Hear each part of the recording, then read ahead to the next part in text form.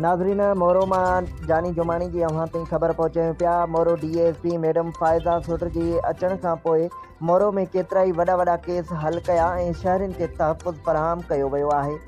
शराब हेरोन मंशियात जा वॾा डीलर गिरफ़्तार कया विया। जवारियुनि खे पिणु गिरफ़्तार कयो वियो आहे, जॾहिं त मोरो DSP मोरो मैडम फ़ाइज़ा सुटर वधीक कार्रवाई कंदे हिकु मिसकिन पोरियत खां कार फुर्तियल वापसि कराए ऐं जवाबदार गिरफ़्तार कया, जॾहिं त बदनामे ज़माना मंशियात फ़िरोश बिजली ज़रदारी खे बि गिरफ़्तार करे केस दाख़िल कया विया आहिनि। अहिड़ी कार्रवाई करण ते शहरियुनि पारां DSP मैडम फ़ाइज़ा सुटर जी हिमायत कई ऐं ख़ुशीअ जो इज़हार कयो। ॿिए पासे DSP मोरो मैडम फ़ाइज़ा सुटर पारां पाकिस्तान बुलेटिन मोरो जे रिपोर्टर सहाफ़ी जानी जोमाणी सां ॻाल्हाईंदे चयो त SSP नौशेरो फ़िरोज़ मीर रोहिल खोसो जी सख़्त हिदायतुनि ते अहिड़ा क़दम खणी शहरियुनि खे रिलीफ फ़राहम कयो वियो आहे। मंशियात फ़िरोशनि ऐं ॾोहारियुनि खे कंहिं बि सूरत में बख़्श न कयो वेंदो।